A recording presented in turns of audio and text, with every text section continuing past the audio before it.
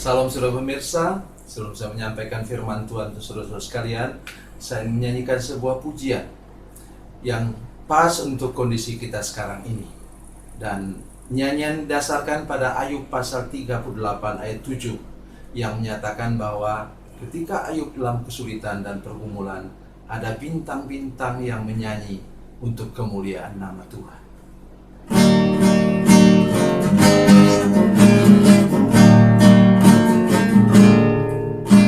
Tiada tampak terang di tengah hujan badai, sang pengembara melintasi tak berdaya. Tinggal satu harapan, bila bintang bersinar, penunjuk kepada jalan yang benar. Bintang-bintang menyanyi nyanyian surgawi,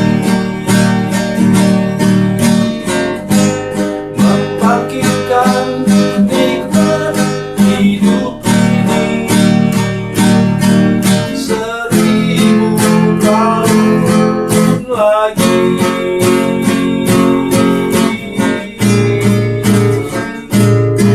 Bagi insan yang sengsara, hidupnya hari ini.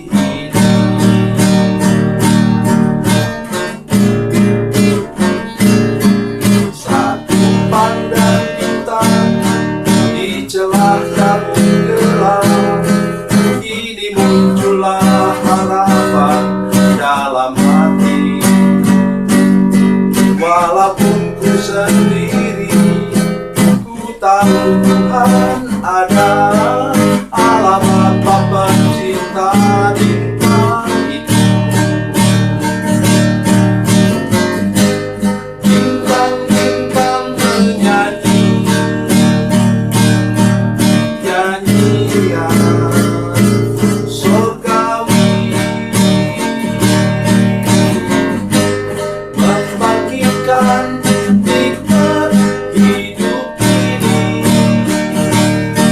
1000 tahun lagi.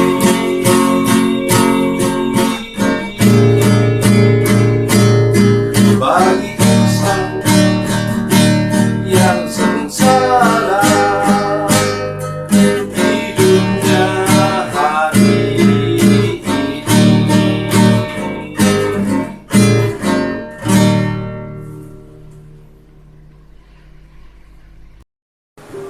Salam saudara pemirsa, salam berjumpa dengan kami kembali dalam program Berita Pengharapan. Saya Pendeta Samuel Jalil, ingin mengunjungi saudara-saudara sekalian hari ini. Mari hidup kita dalam kesulitan sekarang, hiduplah dengan firman Tuhan yang menjamin hidup kita. Malam hari ini saya ingin menyampaikan firman Tuhan yang justru saya terima pada awal tahun ini. Tanggal 1 Januari yang lalu saya terima firman Tuhan ini. Dan itu akan saya bagikan kepada saudara-saudara sekalian, sehingga saya masih bisa tersenyum walaupun keadaan begitu sulit sekarang. Jangan sudah pikir saya sebagai pendeta tidak mengalami kesulitan, tidak mengalami pergumulan. Saya mengalami pergumulan.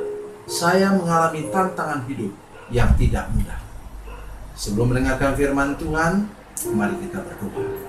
Bapa, dalam nama Yesus kami serahkan hidup kami ke dalam tangan Tuhan. Mohon anugerah-Mu pada malam hari ini untuk mendengarkan firman Tuhan. Beri kami mata yang daripada Tuhan, melihat jauh ke depan. Tuhan punya rencana yang baik untuk hidup kami. Dan nanti sesudah melewati masalah ini, kami akan bersyukur kepada-Mu lebih daripada sebelumnya. Terima kasih Tuhan. Terpujilah nama-Mu Tuhan. Dalam nama Yesus kami berdoa dan bersyukur. Haleluya. Amin. Mari kita membaca firman Tuhan dari Perjanjian Baru. Perjanjian Baru, kitab 1 Tesalonika 5, rangkaian ayat firman Tuhan dalam ayat-ayat yang pendek. 1 Tesalonika 5 ayat 16 sampai 18. 1 Tesalonika 5 ayat 16 sampai 18. Demikian firman Tuhan. Bersukacitalah senantiasa, tetaplah berdoa, mengucap syukurlah dalam segala hal, sebab itulah yang dikehendaki Allah dalam Kristus Yesus bagi kamu. Bagaimana bisa tersenyum Bapak Ibu sekalian dalam situasi seperti sekarang ini? Saya ingin menolong kita hari ini. Bukan situasi yang menentukan kita bisa bergembira, bisa bersukacita, bukan. Sukacita orang percaya, sukacita dalam Kristus tidak ditentukan oleh situasi. Memang kedagingan kita ini dipengaruhi oleh situasi. Kita belum ada di surga. Kita masih dipengaruhi oleh rasa panas dan dingin di dunia ini. Kita dipengaruhi oleh cuaca. Kita daerah khatulistiwa ini dengan 2 musim. Musim kemarau dan musim hujan. Tentu di musim hujan kita kadang-kadang batuk pilek. Karena apa? Karena kehujanan di jalan tadi. Dan begitu juga ketika musim kemarau, macam-macam penyakit datang karena musim kering. Bapak Ibu sekalian, tetapi janganlah malam hari ini saya minta dalam nama Yesus, ikut apa kata firman Tuhan ini. Jangan sampai kita hidup dipandu, dikendalikan oleh emosi dan perasaan kita, karena situasi dan kondisi sekitar kita yang tidak menguntungkan. Kalau Tuhan bilang bersukacitalah senantiasa, artinya apa? Bersukacitalah setiap hari. Jangan up and down, up and down. Tidak bisa seperti itu. Dan para ahli kesehatan pun sudah mengatakan, pakar kesehatan sudah mengatakan kepada kita bahwa orang yang bersukacita, orang yang gembira itu lebih cepat sembuh ketika mengalami penyakit. Dan yang belum sakit, daya tahan tubuhnya jauh lebih kuat daripada orang yang hidup dalam khawatir, cemas, takut kena sakit. Justru itu yang dikejar oleh virus. Mari malam hari ini bersama dengan saya, mari kita tetap jaga suasana hati kita. Jangan biarkan dia down, jangan biarkan dia khawatir dan cemas serta takut. Mari kita ikut apa kata firman Tuhan ini. Bersukacitalah senantiasa, bukan kadang-kadang, bukan sewaktu-waktu.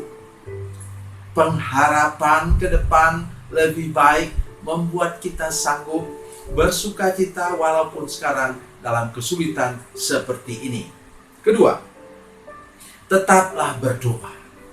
Oh, saudara-saudara sekalian, sejak awal saya mengatakan ketika masih bisa beribadah kepada jemaat, tolong kita utamakan sekarang. Jangan utamakan obat, jangan utamakan dokter, jangan utamakan rumah sakit. Ya, Bapak Ibu saudara sekalian, ada 2 orang yang masih sakit di bukan sakit ini, sakit lain di gereja kami, tinggal di gereja. Satu tinggal dengan kami di rumah, dan mereka pergi ke rumah sakit. Mereka rutin pergi 1 kali 1 bulan, pergi ke rumah sakit mengambil obat kalau sudah habis. Dan mereka sendiri dikatakan oleh dokter di rumah sakit, pulang nanti langsung mandi, cuci sampai rambut dicuci, cuci juga tas dicuci, kalau tidak disemprot dengan disinfektan, pakaian pun dicuci. Bapak Ibu saudara sekalian, dalam kondisi seperti ini kita cenderung untuk apa? Kita cenderung untuk takut. Tapi firman Tuhan katakan apa? Mari kita jawab semuanya ini, pergumulan-pergumulannya, jawab, bawa kepada Tuhan dalam doa. Mari sungguh-sungguh lagi berdoa. ambil waktu doa puasa. Di gereja kami sejak hari Jumat Agung yang lalu, kami sudah mulai doa puasa selama 40 hari 18 jam, dan kemudian dari kenaikan Tuhan Yesus nanti akhir bulan Mei sampai hari Pentakosta tanggal 31, kami berdoa berpuasa selama 24 jam 10 hari. Saudara-saudara sekalian, untuk apa? Ya, untuk menjawab tantangan ini. Untuk apa lagi? Minta supaya Roh Kudus dicurahkan di tengah-tengah kami. Itu maksudnya, saudara-saudara sekalian. Kata firman Tuhan, tetaplah berdoa. Jangan hanya berdoa sekali-sekali, tapi berdoa terus-menerus di hadapan Tuhan. Minta Tuhan mengangkat segala masalah pergumulan yang sekarang sedang kita alami. Yang ketiga, mengucap syukurlah dalam segala hal. Saya paling senang ayat ini. Mengucap syukurlah dalam segala hal. Pada umumnya orang mengucap syukur kapan? Ketika dia menerima berkat Tuhan, ketika dia sembuh dari sakit, ketika dia memperoleh anak, ketika dia mendapatkan rumah baru, ketika dia mendapatkan jabatan baru, ketika dia naik gaji. Tapi dalam suasana seperti ini, mari kita mulai bersyukur kepada Tuhan. Saya senang dengan cerita seorang kakek yang berumur 90 tahun, kemudian dia dirawat di rumah sakit. Terus waktu dia mau keluar rumah sakit itu, dia sesak nafas, terus sekalian sampai diberi oksigen. Waktu mau pulang, diberikan oleh dokter tagihannya berapa yang harus dia bayar. Kemudian dia menangis. Dokter tanya, "Pak, jangan khawatir, jangan menangis. Saya hanya berikan ini kepada Bapak, dan sebenarnya ada orang yang sudah membayar untuk Bapak." Makin menjadi-jadi dia nangis. Dokter heran, dan dokter kemudian tanya, "Kenapa Bapak terus menangis?" Dia katakan, 90 tahun saya hidup, saya mendapatkan oksigen gratis dari Tuhan, tapi tidak pernah saya bersyukur. Itu sebabnya saya menangis." Dan kemudian para dokter dan perawat yang mendengar itu juga ikut-ikutan nangis. Dan saya yang baca juga mau ikut nangis juga. Betapa kita kadang-kadang lupa mengucap syukur. Lupa mengucap syukur. Itu sebabnya saya rajin, saudara-saudara sekalian, buka di internet, cari berapa sebenarnya 1 tahun harga oksigen yang kita isi. Nanti pada kesempatan lain saya akan sampaikan kepada saudara sekalian. Sekarang bukan itu yang saya maksudkan. Tetapi sekarang mari kita mulai bersyukur. Bukankah kita harus bersyukur? Karena sekaranglah waktu di mana keluarga-keluarga berkumpul kembali. Gereja berubah menjadi gereja di rumah. Ketika saya masih kuliah dulu, saudara sekalian, tahun 80-an, itu pada waktu saya ambil studi lanjutan dulu, begitu, selesai dengan sarjana muda teologi, harus berhenti dulu selama 3-4 tahun, baru teruskan dengan sarjana teologi. Ketika saya ambil sarjana teologi, kami punya dosen dari luar negeri yang menulis buku tentang gereja seharusnya berakar di rumah. Tahun berapa? 1986 saya belajar. 85-86. Dan saudara sekalian, setelah berapa? 35 tahun kemudian, itu menjadi kenyataan sekarang. Mari kita mulai bersyukur untuk segala sesuatu yang Tuhan buat. Lihat sisi positifnya dari pergumulan kita sekarang, supaya saudara bisa punya pengharapan kepada masa depan. Dan ingat, kalau saudara ikut kata firman Tuhan, bersukacita senantiasa, tetap berdoa dan bersyukur, maka hidup saudara akan menjadi lebih baik dan lebih baik lagi ke masa depan. Tuhan Yesus memberkati, Tuhan Yesus baik. Mari kita berdoa. Bapa, dalam nama Yesus kami datang kepadamu Tuhan. Minta anugerah-Mu kepada seluruh jemaat yang mungkin sekarang sedang khawatir, sedang takut, sedang cemas. Dan ada yang sudah mulai kendor berdoa. Karena berbulan-bulan ini kami berdoa, belum juga dijawab oleh Tuhan. Ajar kami untuk melihat segala sisi positif yang Tuhan berikan kepada kami melalui musibah yang melanda seluruh dunia ini. Beri kami pengharapan baru malam hari ini. Dalam nama Yesus. Haleluya. Amin.